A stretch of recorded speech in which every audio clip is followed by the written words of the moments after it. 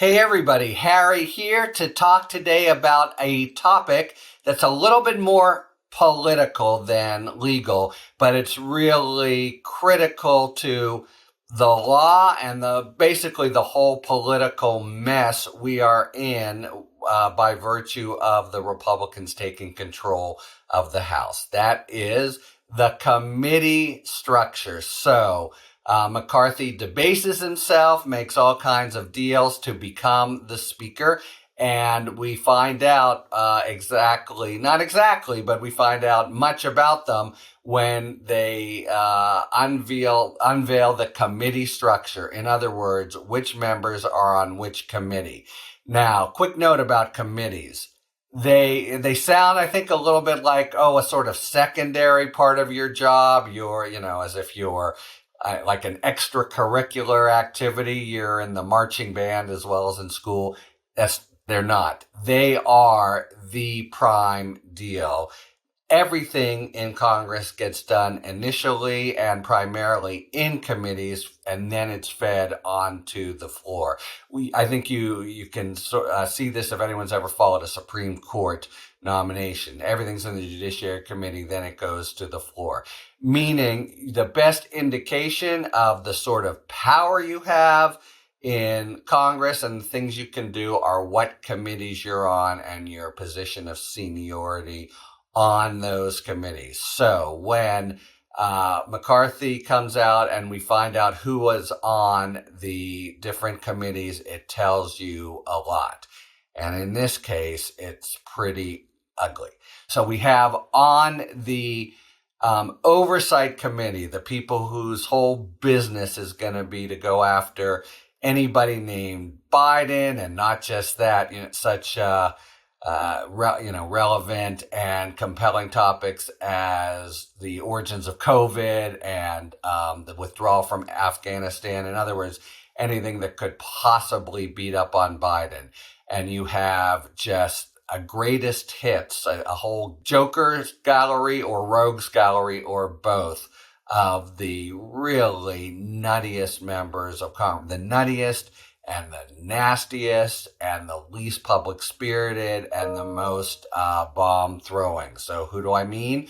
Let's say Marjorie Taylor Greene, who really has come out of nowhere to be prominent by virtue of her complete crazy stuff, but it doesn't. This seems to be who she is, because there's things she said before she got into Congress that are even crazier. So she's, among other things, famous for saying that essentially there's a war on Christmas and there are Jewish space lasers in the North Pole, going after Santa, more or less. I mean, it's just that friggin' crazy.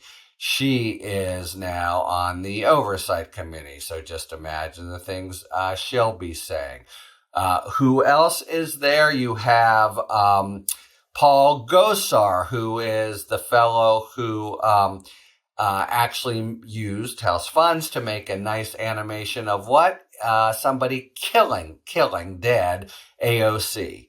That's his style to governance. You have Scott Perry, the representative from Pennsylvania, who's not simply a big election denier. Little aside here. 139, I think, members of the Republican caucus are election deniers. It's breathtaking. Any of them has embraced a lunatic idea, either because they themselves are lunatics or for the more cynical reasons that they think it's a path to power. And, that's just deeply connected with what ails us, including the, criminal shootings the other day by a New Mexico Republican candidate who lost by a landslide, insisted he'd won, and went around shooting up Democrats' homes. But back to Scott Perry, he's not just a bomb thrower, he's a co-conspirator, so it appears. He is the guy who makes the introduction, builds the bridge from Donald Trump to Jeff Clark, the functionary who would be king, who was going to take over the entire Department of Justice with Trump's blessing, because then he would go and send a letter to Georgia officials saying DOJ had discovered that there's some elements or worry about fraud down there. Just one problem, there was zero. And it would have been, a breathtaking abuse of DOJ power and meant, perfectly serving Trump's general idea. Just say this stuff and leave it to me and the Republican members. That's who Scott Perry is. He's now on the Oversight Committee. Lauren Bobert, I think I put her in, or I want to highlight her, because just a few years ago, she was a relatively obscure but also relatively reasonable Republican member. She just sat down with some consultants or cynical political sculptors and just said, I'm going all Trump, and started saying crazy thing after crazy thing.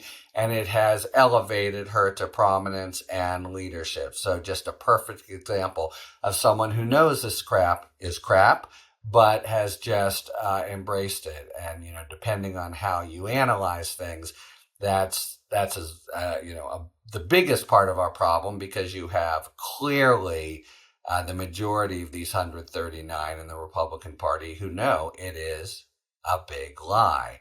And, everything about Trump, but especially the election, is, they're just making it up and lying to the American people. Okay, those four guys all on the Oversight Committee, you'll hear them, ad nauseum, literally, for the next couple years, just making a stink about anything and everything. And again, it tells us who Kevin McCarthy is now as a leader. So in addition to that, he is looking to kick off their major committees.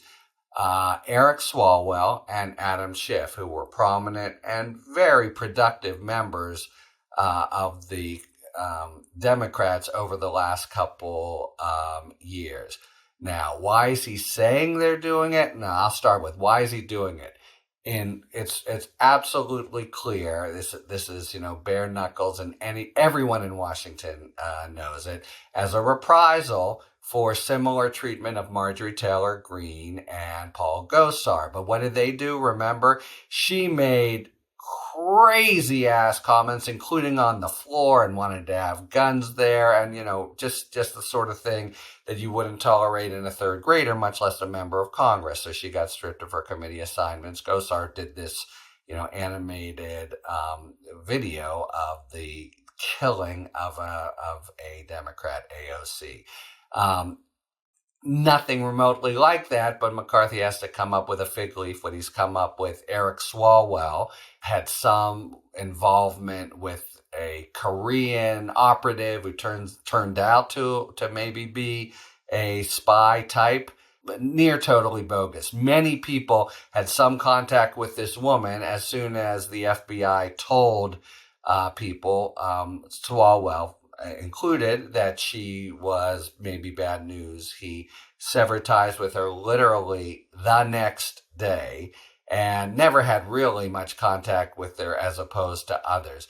And Kevin McCarthy, has done a very McCarthy-esque, Joe McCarthy-esque move here, which is he's intimated, if you could see the FBI report that I can see, then you would understand why Swalwell shouldn't be on committees. But totally insidious. Almost certainly there's nothing there. Even if there were, you can't say that, that you're not allowed to reveal it. And it's really just demagoguery of the first order. And then second, the reasons for kicking off Schiff are even weaker. What McCarthy has asserted is Schiff lied. How? Because in overseeing the first impeachment, remember way back to that grew out of the phone call, the shakedown phone call between Trump and this new person whose name no one had heard of at the time, President Zelensky of Ukraine, who's since turned out to be, Time Man of the Year, an incredible hero in the Ukraine story. That was the shakedown call. And somebody who overheard it realized that it was very possibly illegal and blew the whistle. And Adam Schiff, the Republican technique was to try to, of course, vilify the messenger and whistleblower, and they were haranguing Adam Schiff for the name of the whistleblower. Adam Schiff said, I don't know the name of the whistleblower. There's no reason to think he did. He maybe knew the identity, but not the name. McCarthy, without basis, is saying that was a lie, and therefore he can't serve on committees.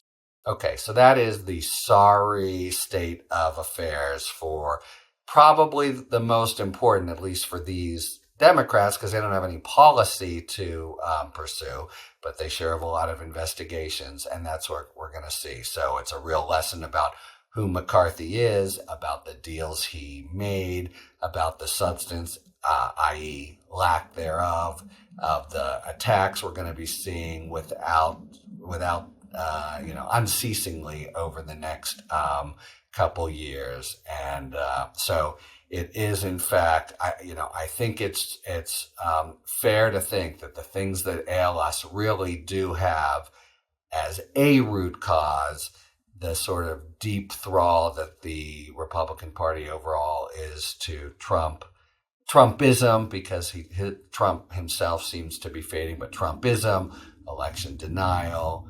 authoritarianism, and the like. And, there is, in a way, some connection, I think. It's not too far-fetched between, say, the New Mexico guy who earlier this week lost by a landslide but insisted he'd won and had been taken from him, and went around shooting up the homes of different Democrats. Anyway, there you have what we're dealing with in Congress, the one majority that Republicans retain for now. And it's going to get worse before it gets better, maybe a lot worse. When it does, I'll be here to tell you about it. Until then, talk to you later. Thanks for tuning in. If you enjoyed this video and other Talking Feds content, please take a second to like and subscribe. Talk to you later.